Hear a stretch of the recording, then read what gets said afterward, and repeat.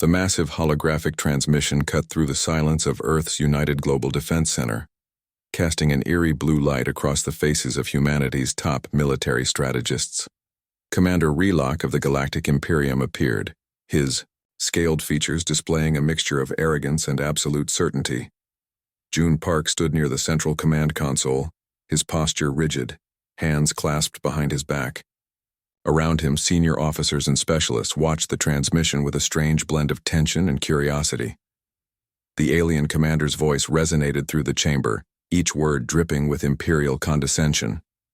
"Humans of Earth," Relock began, his translator converting his native language into crisp, calculated English. "The Galactic Imperium has observed your species for decades. Your technological development, while marginally impressive, remains primitive by our standards. We hereby issue our standard territorial integration directive." A holographic map materialized, showing Earth as a tiny blue dot surrounded by massive imperial territories. The alien continued, his reptilian eyes scanning the human representatives with a predatory gaze. "Your planet will surrender 78% of all planetary resources. This includes mineral deposits, technological infrastructure, and biological workforce. You will provide 500,000 workers for our deep space mining colonies. Resistance is not recommended." Yuna Kim, the chief scientific strategist, leaned closer to June Park. Her whisper was barely audible. "They have no idea what they're asking." The room remained silent. No one moved.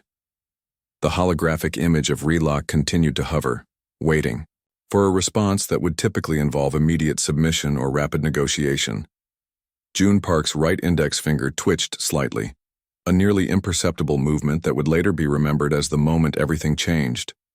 "Our response," Park said quietly, his voice cutting through the tension, "will be comprehensive." Relock's transmission continued, detailing the specific requirements of Earth's surrender. He spoke of previous civilizations that had quickly capitulated, of entire planetary systems that had been integrated into the imperial structure within standard galactic cycles. What the alien commander didn't know was that humanity had been preparing for this moment for decades. Beneath the surface of seemingly peaceful global cooperation, an intricate network of scientific research, military development, and technological innovation had been quietly building. The Defense Center was more than just a communication hub.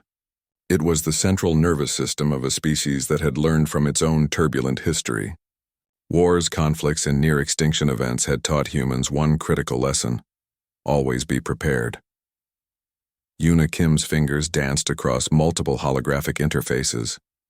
Quantum computing systems began analyzing the transmission, breaking down every syllable, every potential meaning. Advanced AI algorithms were already calculating potential response strategies. "Biological assessment complete," a soft digital voice announced. "Imperium transmission contains 98.3% predictive dominance language. Threat level, high. Recommended action, strategic defense protocols." Park nodded almost imperceptibly. To an outside observer, it might have seemed like a simple acknowledgement. But within the Defense Center, it was a signal. The first domino in a sequence that would reshape galactic politics. The holographic image of Relock continued its monotonous declaration of imperial might.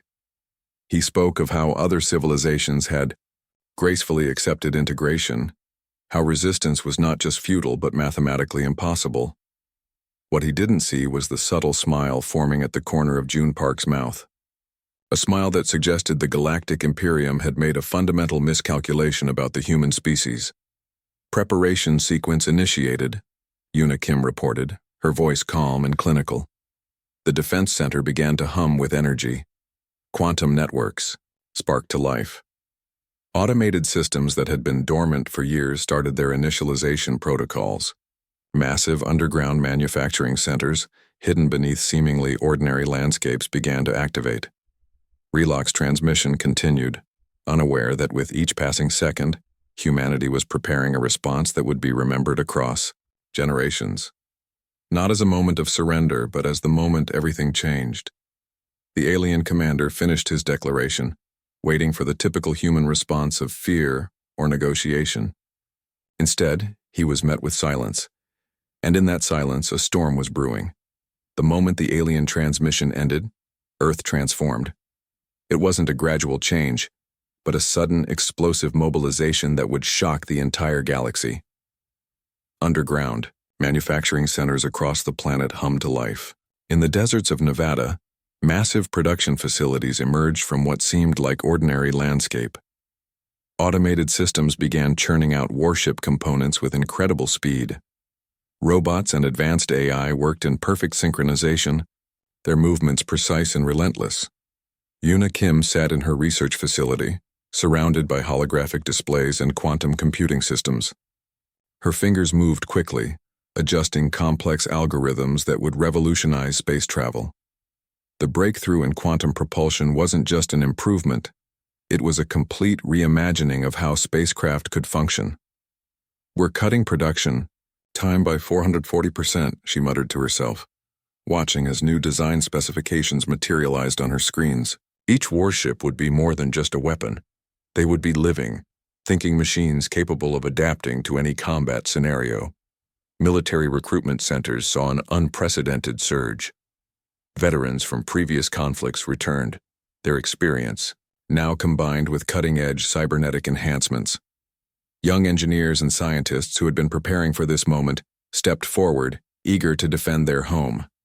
Sung-Ho Lee, the diplomatic strategist, worked on another critical front. While others focused on military preparation, he analyzed potential communication strategies.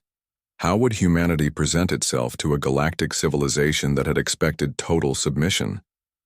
The global effort was unlike anything in human history. Countries that had previously competed now worked as a single unified system. Resources were pooled, technological secrets shared, a collective effort that transcended previous political boundaries.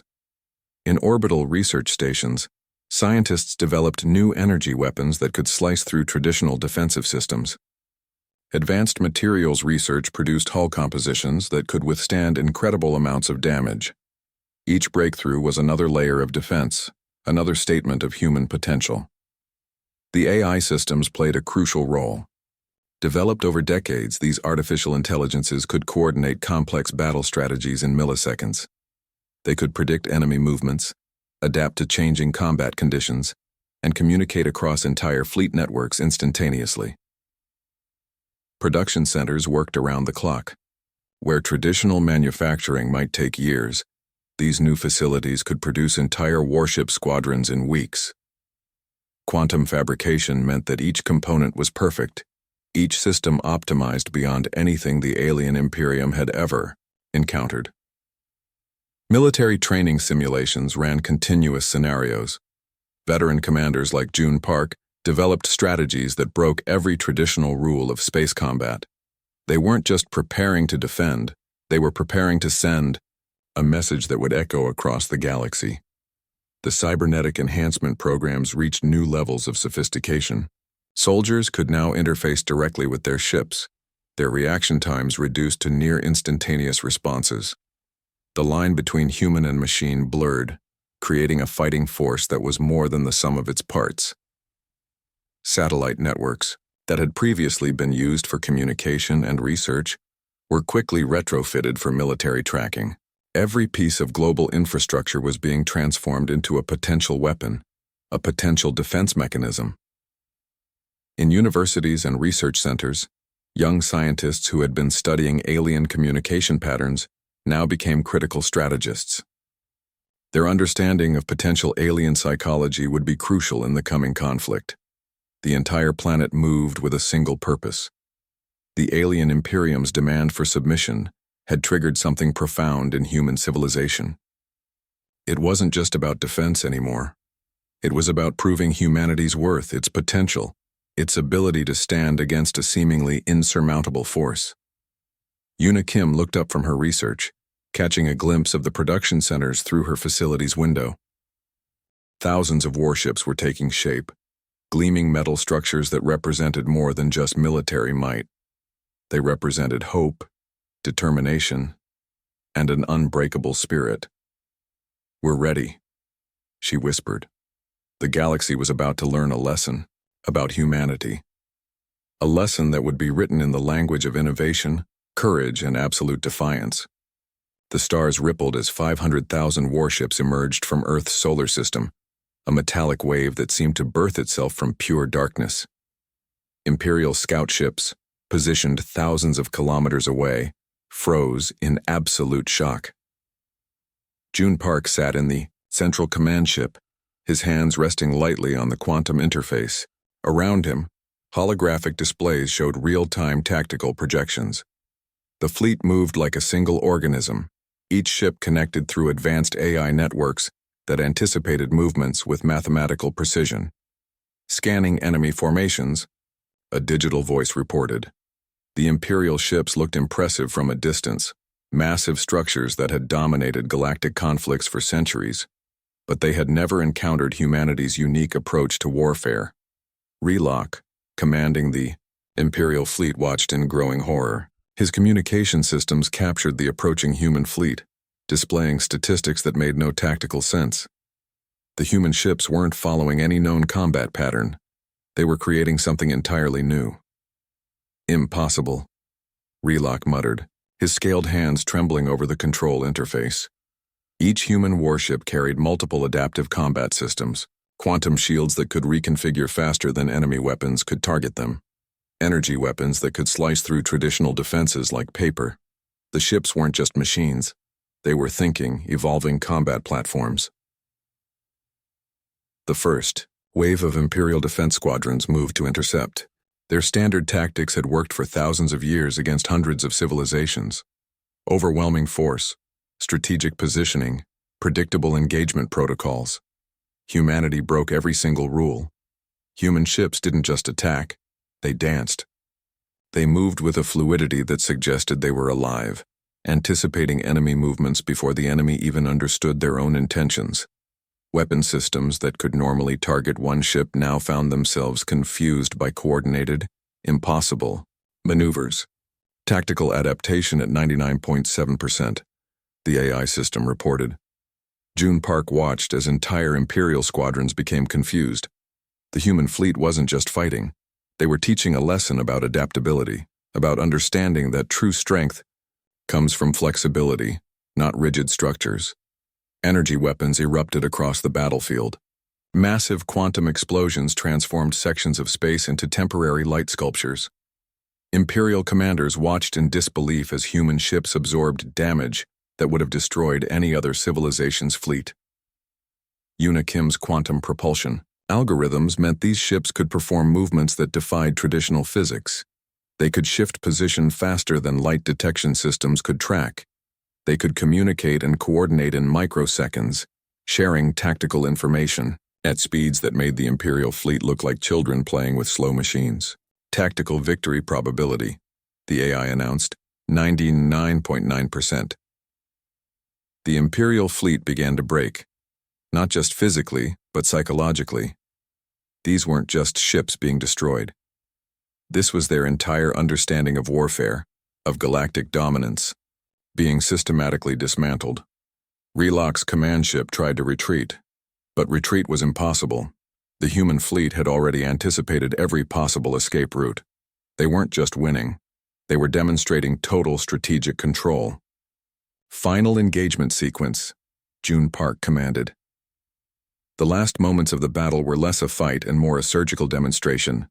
Human ships moved with such precision that entire Imperial squadrons were neutralized without massive explosive confrontations. They were simply disabled, removed from the equation with clinical efficiency. When silence finally descended, the battlefield looked like a graveyard of Imperial might. Floating debris, disabled ships, a complete and total defeat that would be remembered across generations. Humanity had done more than win a battle. They had rewritten the rules of galactic engagement, and they were just getting started. The battle lasted 17 standard galactic hours, but its impact would echo through centuries of interstellar history. Relock watched from his crippled command ship, unable to comprehend the total destruction of Imperial power. Communication networks across the galaxy began spreading the impossible news. A species nobody had taken seriously had just decimated the most powerful military force in known existence. Panic spread faster than light itself. Imperial communication channels collapsed. Thousands of planetary governors received fragmented reports, each more terrifying than the last. Humanity hadn't just defeated an army. They had systematically dismantled an entire civilization's sense of superiority. June Park studied the holographic displays, watching Imperial communication networks fragment in real time. His strategy wasn't just about winning a battle. It was about sending a message that would redefine galactic politics. Total system disruption at 87%, the AI reported calmly. Yuna Kim worked alongside military strategists, analyzing every piece of captured Imperial data. They weren't just collecting information. They were learning, understanding the intricate political structures that had dominated galactic interactions for millennia. The human fleet didn't pursue fleeing Imperial ships. They didn't need to. The psychological damage was complete. Every remaining Imperial vessel carried stories of a species that had transformed from an unknown civilization to an unbeatable force in mere hours. Smaller civilizations that had lived under Imperial control watched the transmissions with a mixture of fear and unexpected hope. If humanity could defeat the Imperium, what else might be possible? Reloc's personal communication logs revealed the depth of Imperial miscalculation. Reports from previous reconnaissance missions had described humans as primitive and technologically limited. Those reports would now become historical documents of spectacular failure. Strategic AI systems began analyzing potential political restructuring. Humanity wasn't interested in simple revenge. They were planning a complete redesign of galactic political structures. Diplomatic reconstruction algorithms activated, another system reported. The human approach was methodical. They didn't celebrate. They didn't gloat. They simply began the process of systematic reorganization. Imperial communication networks were carefully dismantled. Critical infrastructure was preserved. Civilian populations were considered. Sung Ho Lee managed the initial diplomatic communications. His approach was calm, calculated, and surprisingly compassionate. The message was clear. Humanity wasn't seeking destruction, but fundamental change.